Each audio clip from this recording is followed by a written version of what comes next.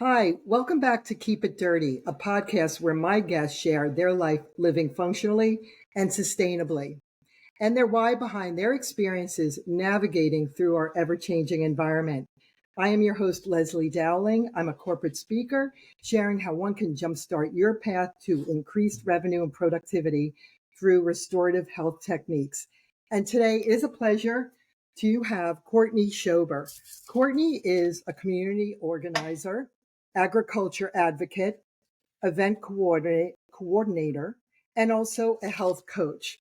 Uh, it's a pleasure to have you, Courtney. We've been working for a while. We are all busy, and now you're here as my guest. How are you doing today? I'm doing pretty great. Thank you, Leslie. I really appreciate you having me on the show. Thank you.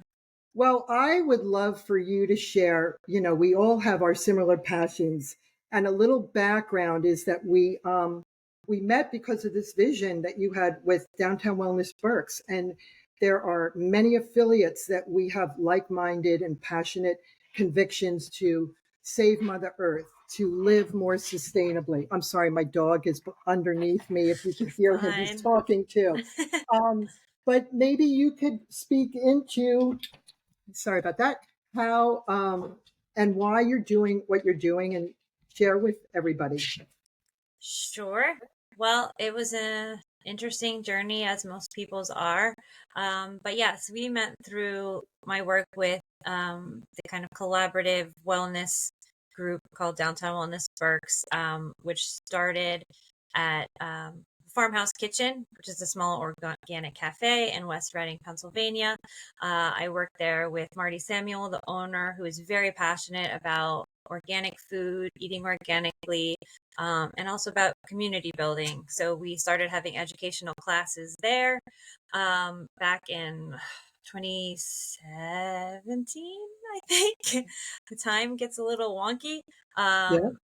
And we had such an amazing outpouring of positive feedback from the community doing these evening classes. We called it Farmhouse Classroom, and we talked about everything from healthy eating habits. I was really excited to use my newly acquired nutritional health coaching certification from Institute for Integrative Nutrition to be able to share some of that insight with the community. And we had Meet the Healers nights where we had different community members come in and talk about what they do to help heal their clients. And we kind of built on, we talked about, we had a local farmer, Pete Halverson, come in to talk.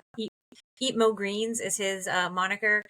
He talked about soil health and the symbiotic relationship between the organisms in soil. So we cover a lot of bases, kind of everything that has to do with wellness. We had a mental health night. We had a pregnancy panel, which I was at the time, I was very selfish for me because we were in the midst of family planning and wanted people to know their options of those types of things. So it was really great. We had a great outpouring of all this, and we decided, because there was such a need and a want for this kind of information, how could we formalize it more? So we had a meeting of the minds with all these great community leaders and healers, and we created Downtown Wellness Berks. We then COVID, Yeah, but right, reality. I think a lot of you know people say this a lot, but I think people since then have hopefully been paying a little bit more attention to their wellness. Um, I've also been pulled in a lot of different ways, in good ways, with my work in conjunction with Downtown Wellness Berks I manage the Downtown Farmers Market in Reading, Pennsylvania, which is a seasonal market, Penn Street Market. So this is my 7th season that I'm in right now, that is coming to an end soon. So that, along with healthy eating, that I was able to amplify my passion for feeding our community healthy, nutritious food, especially the people that can't always necessarily afford it. Reading is a food desert. So to be able to have a farmer's market in downtown where people can come for fresh, healthy food and be able to offer incentive programs to help them make their dollars go even further. My most recent gig, I always say I have gigging lifestyle because all these things that I care about lead me to different opportunities that I typically say yes to if I think that I can fit them into my daily life and routine. And the passion is always there. I am the newest member of the food trust team in Reading, which is, Congratulations. thank you. Yeah, it's another seasonal part-time, but I'm hoping maybe it will be a longer term thing. We'll see how that goes. But they had hired me as the community outreach associate. So because of my network with the Penn Street Market and also with Berks Agricultural Resource Network, which is a nonprofit here in Berks County that advocates for, celebrates, and educates about all things agriculture here in our county. Touches a lot of things like connecting consumers to farmers and producers, as well as helping farmers and producers attain the resources they need and connect with each other as well. So I know a lot of farmer friends, so That's good. and that helped me with a lot of things, and able to kind of be able to actually bank hours for some of the work that I've been doing in the past 5-6 years with the food trust now officially as a team member, even though I've been working with them with the farmers market since they were there before I was even there. So it's been a really great opportunity to work with the amazing Reading team that I have and to foster a lot of the relationships that I already had, but maybe get people more involved in food access and food security in the greater Reading area. So that's been really great to be able to kind of tap into my networks. And the more I can unify things, the better. I've been working at that for the better part of a decade now, and things are starting to mesh a little bit more. We're with Barn, we're working on a lot of really great urban ag development initiatives.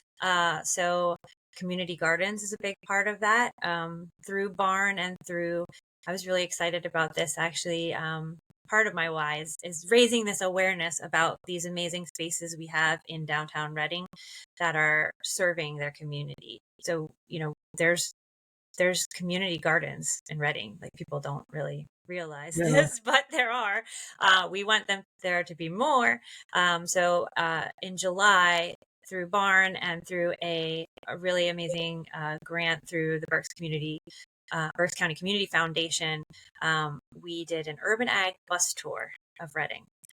So we had 7 sites that we visited, and it was about 30 people on 2 buses, two small buses, and we invited people to visit and learn more about these great community green spaces that are growing food and cultivating community and having people share safe space. I love community gardens because they check so many really positive boxes. So part of the initiative of the Urban Ag Group, which is now a committee under Barn, under Berks Ag Resource Network, is to develop more of these kind of community spaces for food production, for just green space, for sustainability. It fits very well into the City of Reading sustainability plan in creating just a greener, cleaner city. They have a really great plan set forth for the next couple of decades. So I really am hoping to be an active part in helping them, work through some of their initiatives through this community garden. Like I said, lots of boxes. So when you have an empty lot and then you create a community garden, whether it's raised beds or you're working on any soil that is there and remediating that, it's going to be better for that immediate environment in a lot of different ways. So I just find it really fascinating. And it's a really great reason for a neighborhood to get together and do something. That community. And my question is this going to be a pilot program that you're going to create for other communities possibly, or is it already something that you instilled from other areas that is similar to the way our layout is in the urban areas of Reading? Hopefully a little bit of both. I do really, I always want to have, like, if I didn't have to sleep, right? Yeah, I'm sure you can relate, but like, I always want to do more research, and I have talked to a lot of great people through connecting, at PASA, the PA Sustainable Agriculture Conference, which I love going to every year. That's a conference in February every year, and it's been held the last several years in Lancaster, which is a lot more convenient for me here in Reading. I used to be out at the Penn Stater.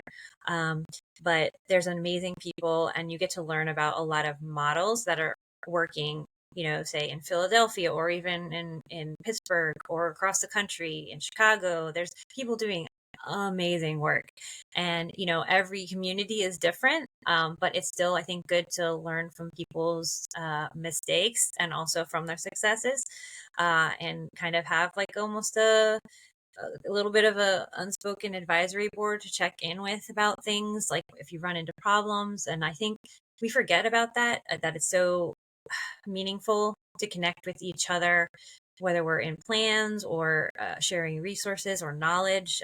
It just, to take the time away from the hamster wheel to connect with each other, I think is so valuable. I talk about it a lot in a lot of the work that I do, because a lot of the work that I do is collaborative groups of people Yeah, that might have to take some time outside of what their day to day.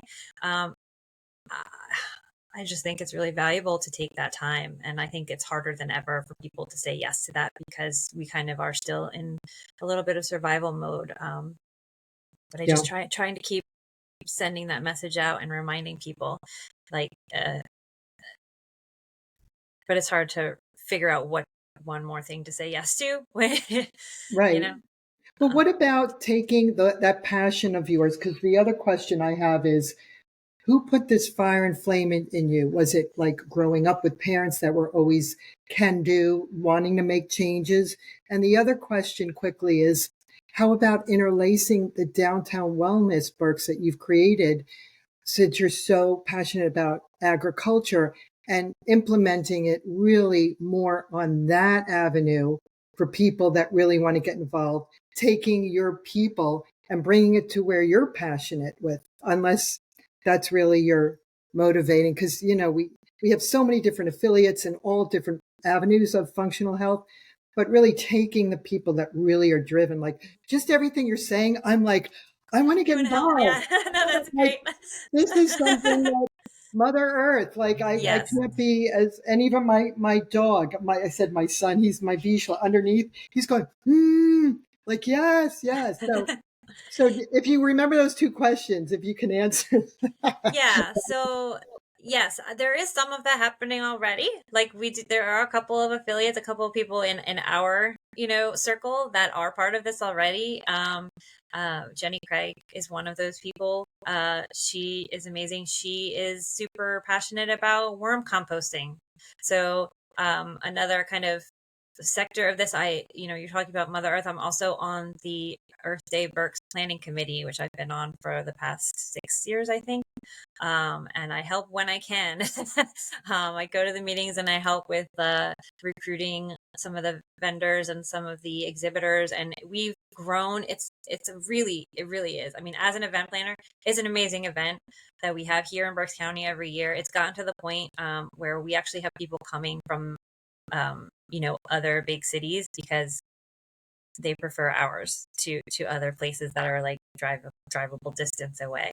I mean, I think last year, and we work very closely with the city of Reading, and Bill Letvin, who heads us, is the kind of patriarch of the group. He's been in it since the 70s.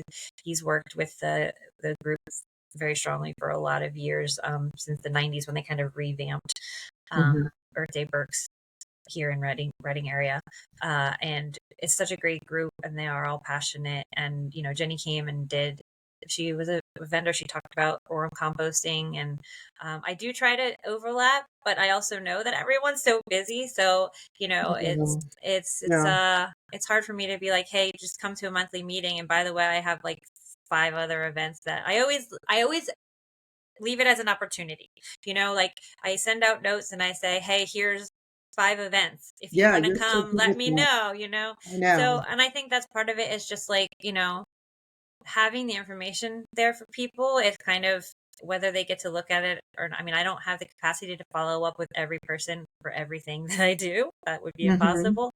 I kind of leave it like you said, like I know people's capacity ebbs and flows, and I know that, I can't Yeah. force it. I can remind people, like kindly remind people, but yeah, you can't force it. So I And just if know that. you're on this trajectory, people will come. I mean, and I do believe that, and I do believe that we're at a point in our world now that energetically, and I am a Reiki practitioner, which I don't tell a lot of people about, but just people are coming to terms with what we've all gone through over the last couple of years, and kind of being truthful about their story, like peeling off the layers of really real reality of like, let's make changes. We want to survive. We want the next generation to be around. And that's what I'm passionate about.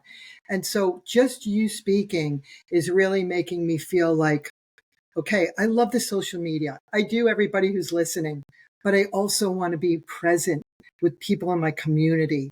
And I've been having a little bit of a time trying to figure out how am I going to balance that, because you need personal human The connection. interaction, community, what you're doing. Hmm. We've gotten away from that. Yeah. And anybody that reads the Blue Zone sees that the people that live the longest are the ones that build community, that do these amazing projects with the, growing gardens in the urban areas and connecting.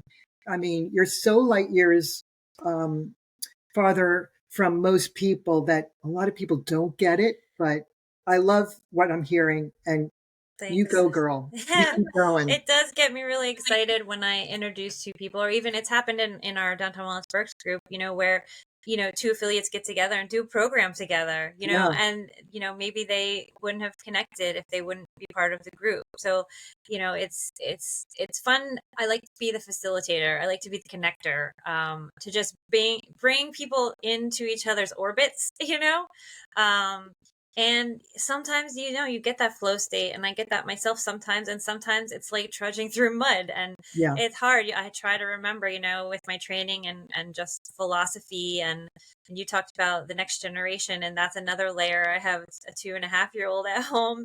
So that's just another layer of energy and time management that fits into all of this. I mean, I work from home. This is my home office that doesn't have doors, so you can imagine. I told you, Leslie, Okay. before we started, I was like, I am so grateful. I have my mother, and I have this great Oh, tribe, and that was part of, uh, you know, the plan of having a family and moving back home and things. And it's like, I'm so grateful for it. I mean, when you talk about community, that tribe, I think, is also something that it's not.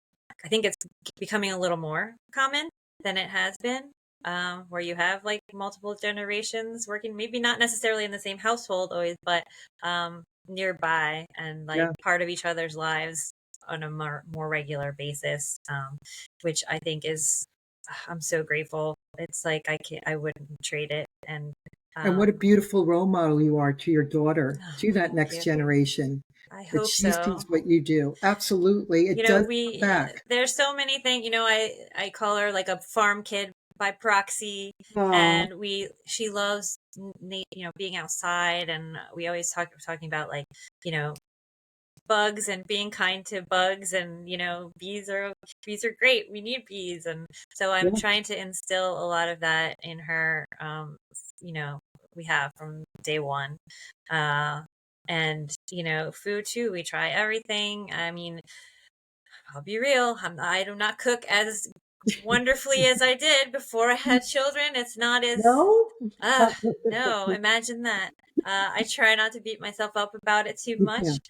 Yeah. But we do the best that we can, and we have a lot of good access to some great produce and some occasional. We are very veggie centric in this household, but when we do Hmm. have meat, we're using it from places that we trust and places that we know are raising the animals in a way that is Can you speak into that a little? Especially, a lot of people don't understand, oh, this meat in packaged product in the store looks beautiful and healthy and red coloring, but it's all the antibiotics and things that are injected to make it look perfect because we are imperfect like people. Our fruits and vegetables should have little nicks on it. I think so too.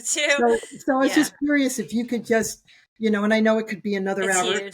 Yes. conversation, and you're going to Multiple. be on my show multiple times because I love what you are doing in this community and creating such a domino effect all over. And that's why you were placed on this planet. I mean, it's amazing what you're doing. But can you just speak into like organic versus non-organic to people? Yes, I am not, and it part of my training, and it's always been part of my philosophy to never, I'm not one of those like all in all the time with Yeah. anything.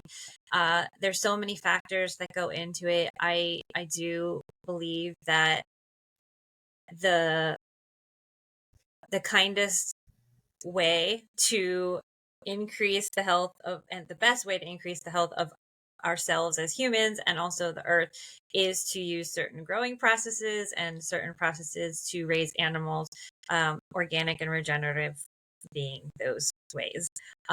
Not everyone can do that. There's a lot of misconceptions, like you said. I mean, we I could spend hours.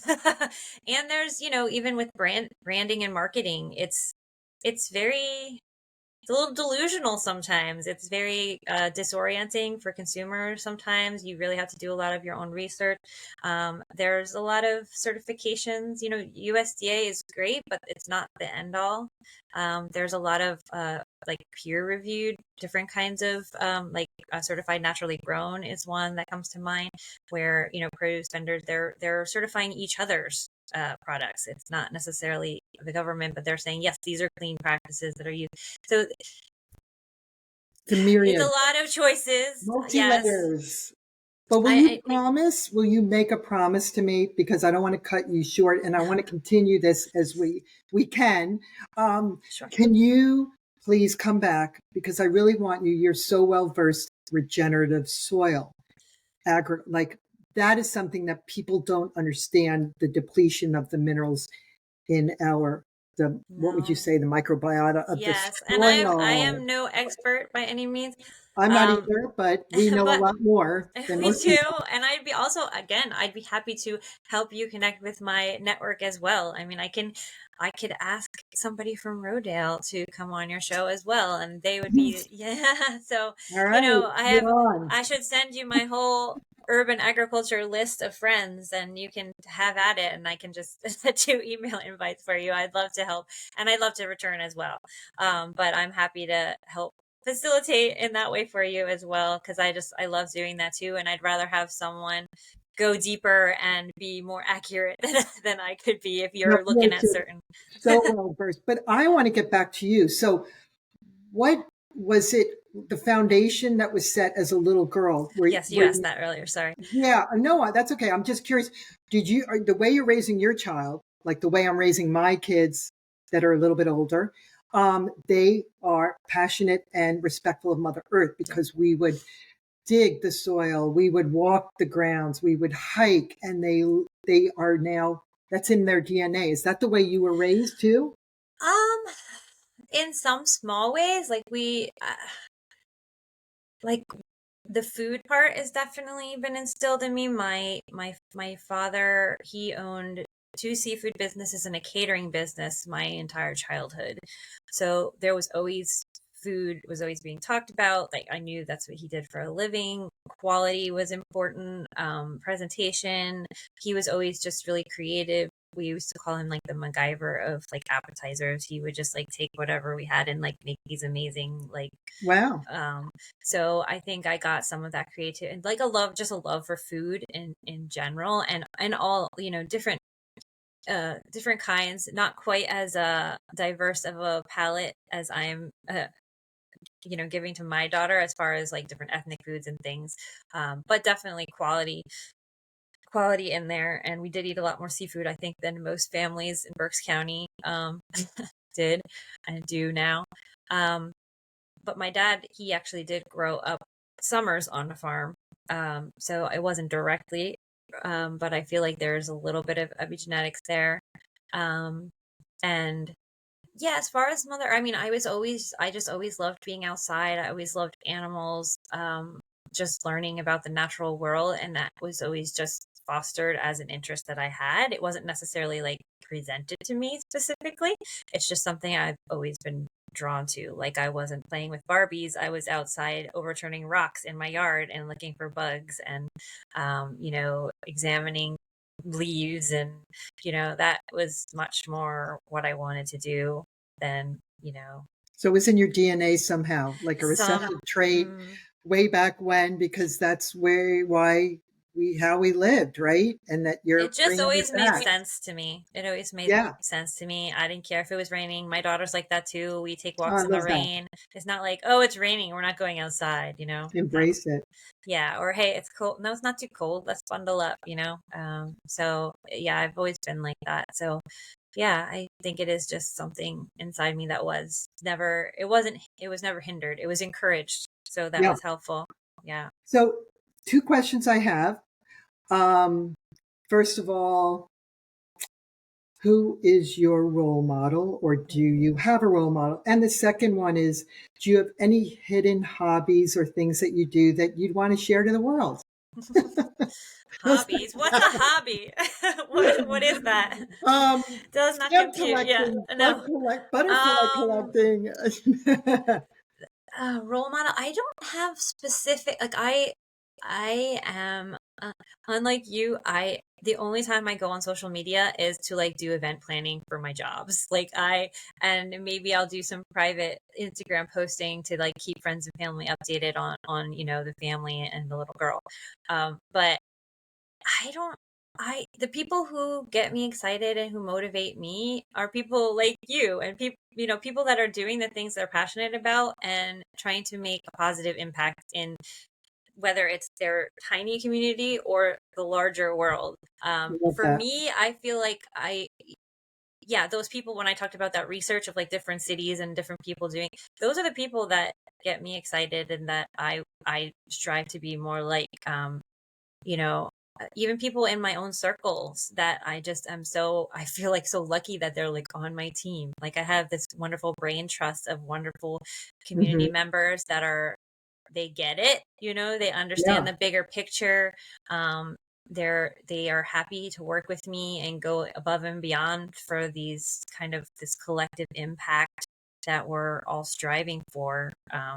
Yep. And those are the people, the ones that I work with every day and the ones that are doing their own thing in their own parts of the planet, that are just helping people,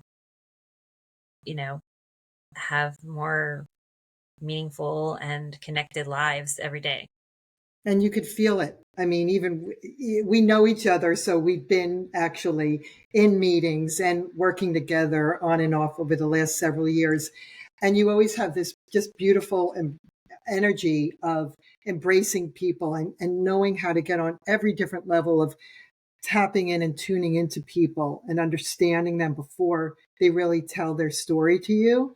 And I think that's what is so beautiful is your frequency, your vibration, everything is just on this higher energy. And you bring these people because they're attracted to you because of that. So I love that. And I wanted to ask, can you please let everybody know, first of all, are you doing anything special like for late fall, early winter? Because that's probably like I'll roll this recording out like When end it's of rolling out. October. Is there anything special you wanted to share with anyone? Or if they have any questions, maybe on starting this in their area? We'd love to Yeah, hear. I don't have that's actually, I'm kind of looking forward a little. I mean, I love my market season, but October into the winter is a little bit slower for me. Okay. So I don't have anything specific going on.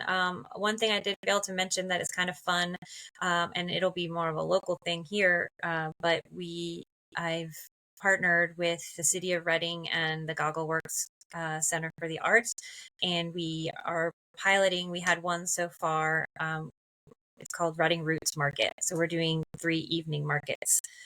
We had one already, and they're going to be, the next one is September 20th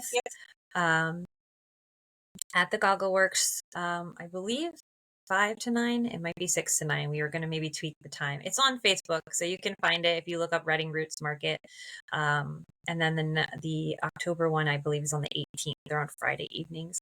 I'm excited about that. It's new. We're hoping it might turn into something more permanent, maybe. I'm throwing it out into the universe. Wow. We've been talking about it and maybe igniting some different space downtown, and having kind of a cultural, community-based food access, creativity, like all those wonderful things in one place kind of event.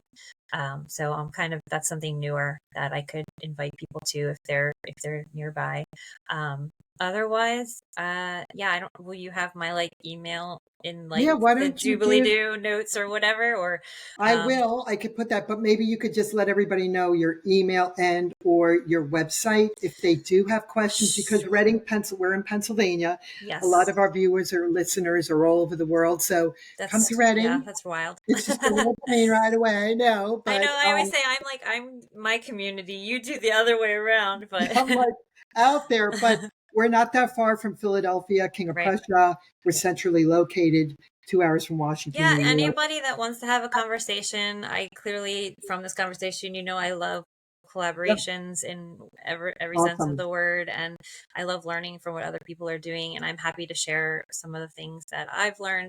Wonderful. I just love those connections. So my website is CourtneyShober.com. It's just my name, CourtneyShober.com. And then my email is just Coach Courtney at CourtneyShober.com. So feel free to email me. I'll get back to you when I can. I think I'm up to 7 email addresses now. So you're a busy lady.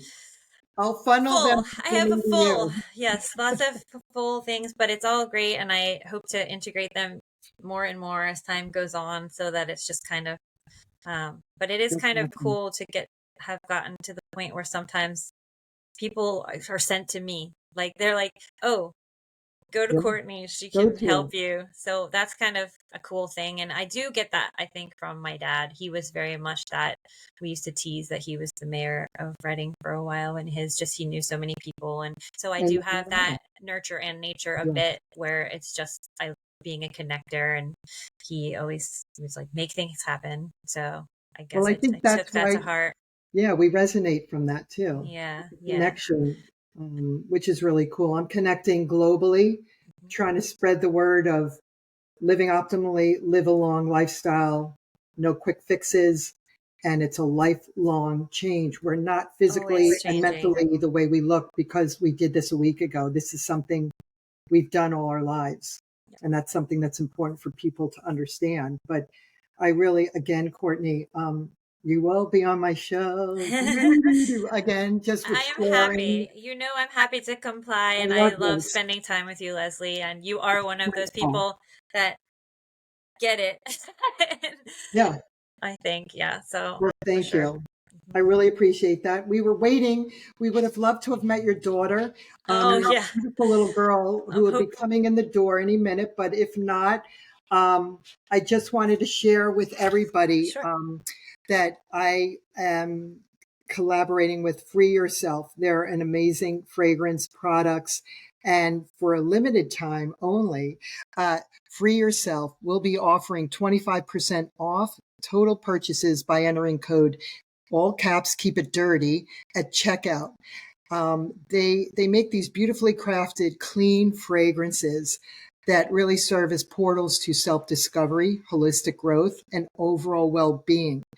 And really with an unwavering commitment to green chemistry, eco-friendly practices, and giving back 10% of profits. So when you have an opportunity, check out Free Yourself, and it's freeyourself.com. And also, they're just great people that started this. I connected and collaborated with them at the New York Now show, and they work with local artisans in in Vermont, where they live now, and they get all their fragrances from Grasse, France, and all their candles are clean. And also, I wanted to thank all my viewers and listeners. Keep It Dirty podcast is one of the top 10% most popular shows out of 3,290,000 podcasts globally ranked by Listen Score, which is the estimated popularity score. So with that, please get out there, ground with Mother Earth, and remember, keep it dirty. Bye, everybody.